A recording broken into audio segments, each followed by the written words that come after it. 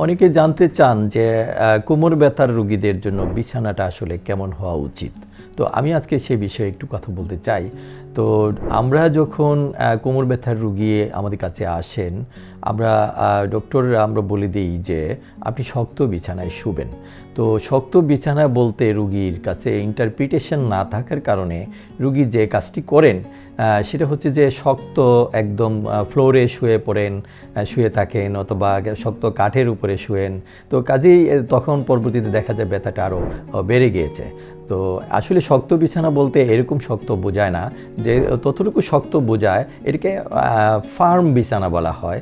এটা আসলে ততটুকু শক্ত হওয়া উচিত যতটুকু শক্ত হলে কোমরটা একেবারে বিছানায় ঢুকে যায় না, মেরুদণ্ডের স্পাইন যেটা আছে, মেরুদণ্ড যেটা সেখানে যাতে প্রেশার না পড়ে, তো সেই ধরনের শক্ত বিছানার কথা বলা হয়। তো কাজেই এখানে যদি অর্থোপেডিক্স ম্যাট্রেস হয় তো সেটা ভালো হয়।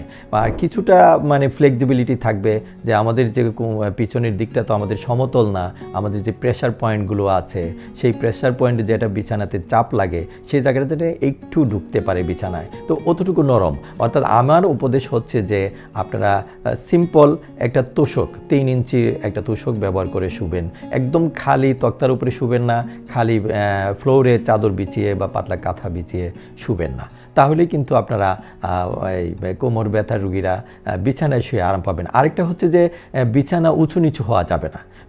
অনেকের বিছানা দীর্ঘদিন অনেক পুরাতন জাজিম ইউজ করার ফলে হয় কি, বিছানা অনেক উঁচু নিচু হয়ে যায়। যেমন দেখা যায় যে কোমরের নিতম্বের দিকটা অনেক দেবে গিয়েছে, পিঠের দিকটা উঁচু, ঘাড়ের দিকটা উঁচু। তো এই ধরনের অসমতল বিছানায় শুইলে কিন্তু দেখবেন যে মাঝরাতে ব্যথা বেড়ে গিয়েছে, এবং রাতে যদি ব্যথা বেড়ে যায়, রাতে ব্যথা বাড়ার এটা একটা কারণ আপনি মনে করতে পারেন।